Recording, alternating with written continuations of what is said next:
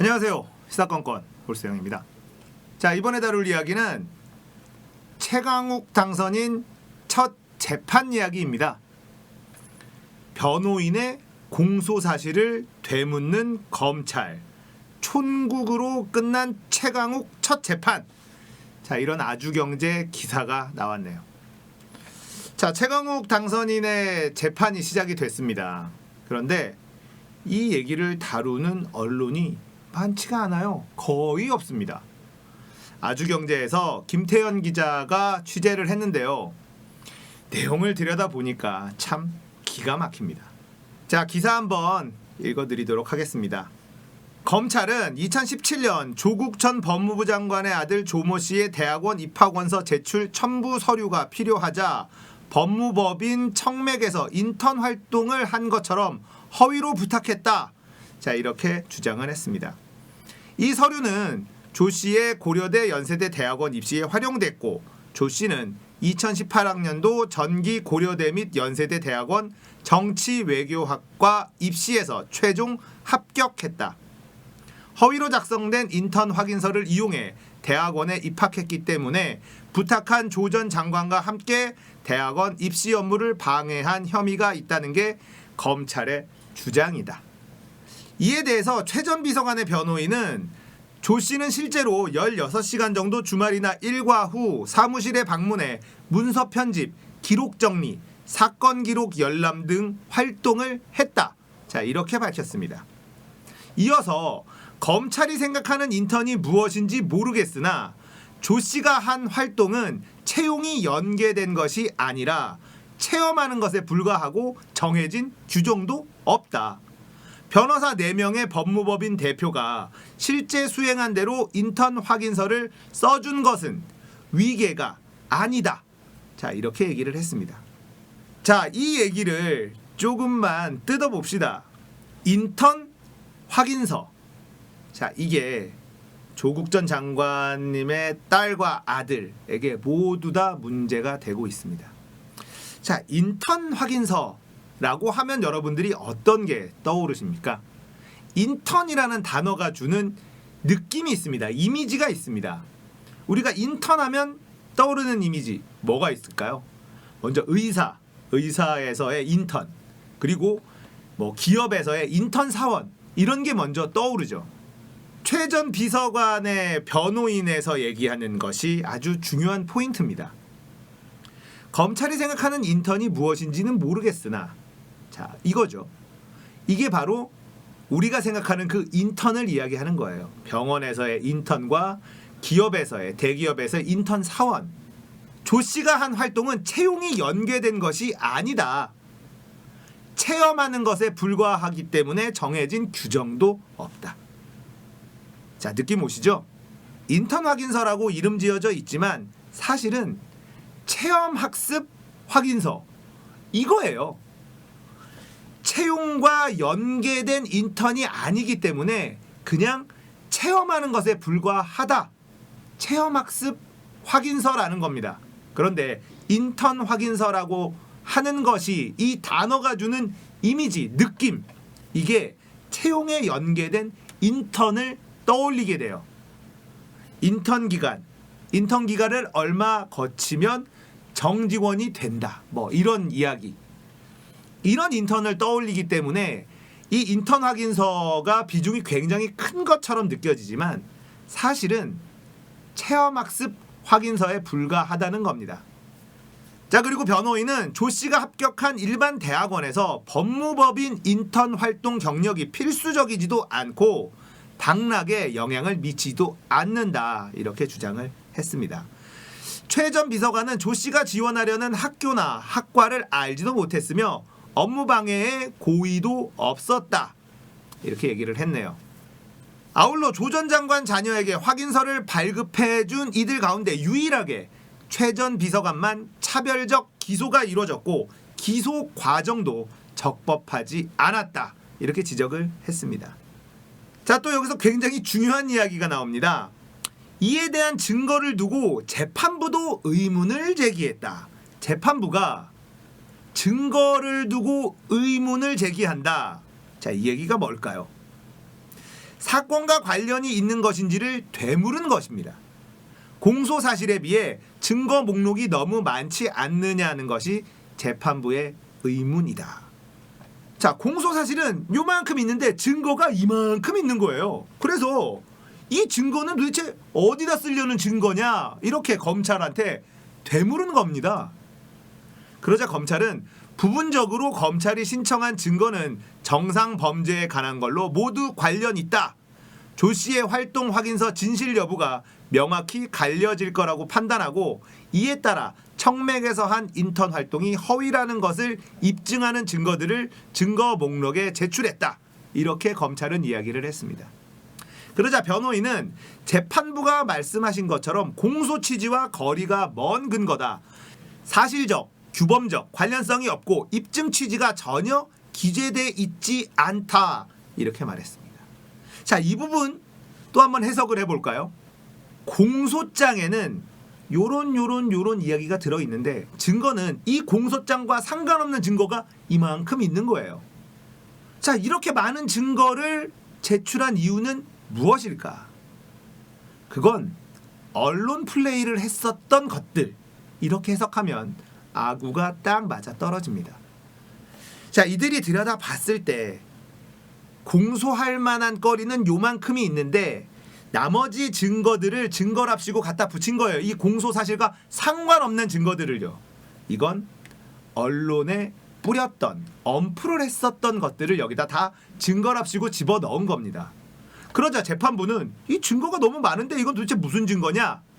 이렇게 되물은 거예요. 자, 여기서 제가 늘 말씀드렸던 거 한 번 더 짚어드리겠습니다. 기소라고 하는 것. 기소라고 하는 것은 지금 현재 대한민국 검찰만이 가지고 있는 권한이죠. 이 기소라고 하는 것은 주권자인 국민의 자유를 억압할 수 있는 행위이기 때문에 아주 신중하게 해야 되는 무거운 권한입니다. 기소라는 행위를 했을 때에는 검찰이 봤을 때 이 사람이 범죄자다라는 확신이 설 때 그때 기소를 하는 거예요. 자, 그러면 이 사람이 범죄자라는 확신은 무엇을 가지고 가질 수 있느냐? 바로 수사를 통한 증거. 이것들을 봤을 때 이 사람은 범죄자임이 틀림없다. 이랬을 때만이 기소라는 것을 해야 되는 겁니다.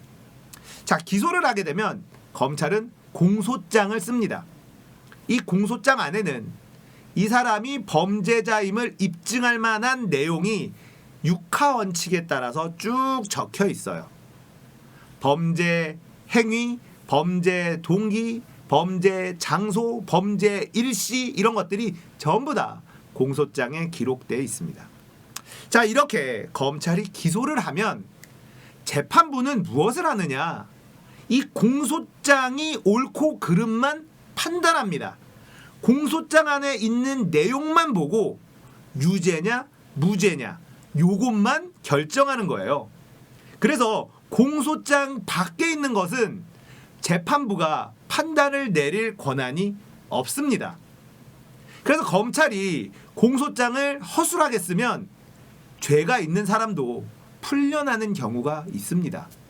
자, 이 부분을 조금 확인하고 머리에 새겨두고 이야기를 들으면 이해가 좀 쉽게 될 거예요. 자, 여기서부터 재밌는 이야기가 나오기 시작합니다. 재판이 거의 마무리돼 갈 무렵 검찰은 아까 변호인께서 의견서에서 조 씨가 2017년 10월 11일까지 16시간 인턴 활동을 했다고 말했는데 그럼 10개월 동안 16시간 했다는 취지냐? 이렇게 물어봅니다.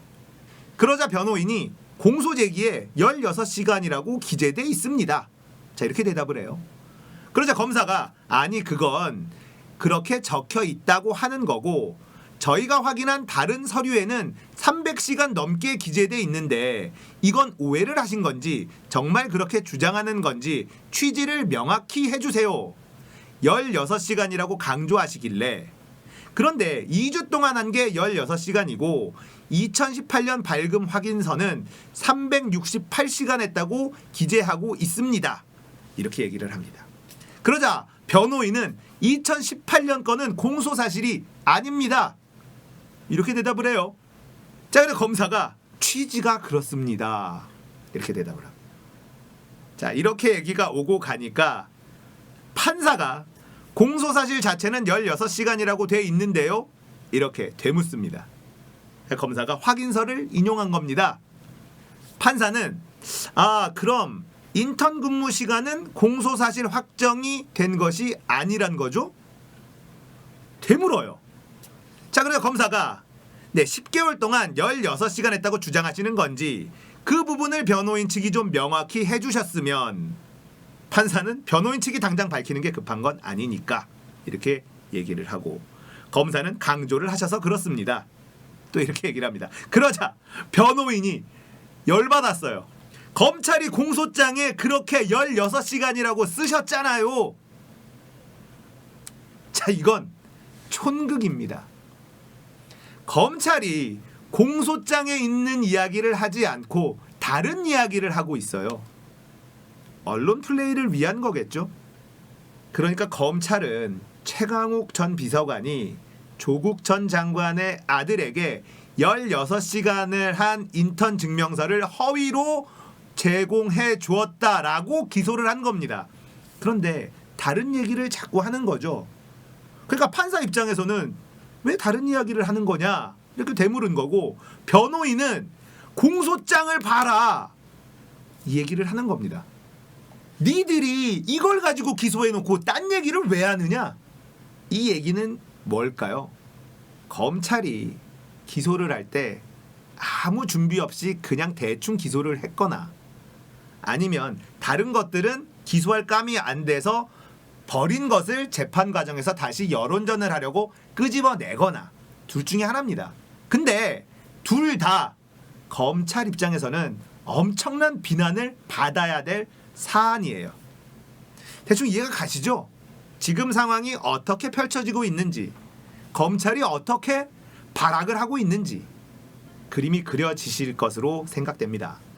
자, 최강욱 전 비서관 역시 시원시원한데요. 재판을 마친 뒤에 최 전 비서관은 공직자윤리법 위반 혐의로 최근 고발된 것과 관련해 입장을 묻는 기자들에게 검찰발 기사를 쓰지 말고 취재를 하라, 이런 이야기를 했어요. 이게 무슨 얘기냐?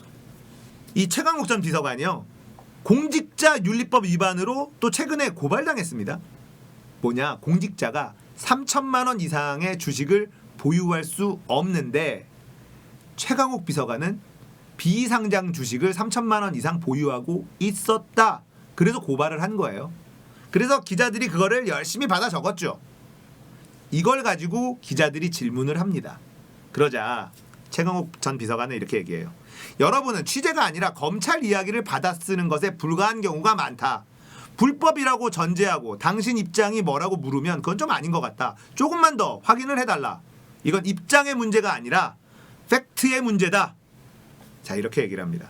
그러니까 공직자가 3천만 원 이상 주식을 보유할 수 없는 것은 맞지만 심사를 거쳐서 직무 관련성이 없으면 보유할 수 있다. 2018년부터 재산을 다 공개했는데 무슨 입장까지 묻느냐.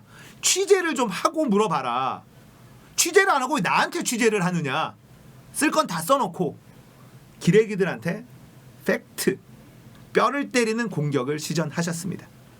자, 조국 전 장관에 연관된 재판이에요. 이 기소가 말이 된다고 생각하십니까? 한 줌도 되지 않는 검찰 권력을 쥐고 있는 사람들에게 세상이 바뀐 것을 보여주겠다. 이게 최강욱 당선인의 출사표입니다.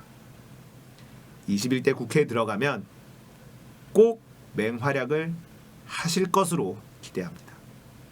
자, 여러분들이 보셨을 때 이 재판이 정상적인지 비정상적인지 느끼실 수 있을 거예요. 언론에서 많이 다뤄주지 않는 것도 너무 의아하죠. 마치 청와대에 있을 때 권력형 무엇인가를 했었던 것처럼 기사를 써대고 검찰은 그것을 흘리고, 우리는 이런 작업을 너무 많이 봐왔습니다. 그리고 결국은 기소까지 했어요. 자, 기소를 했다라는 것은 재판을 한다는 뜻이고, 이 재판은 검찰의 개망신으로 출발했습니다.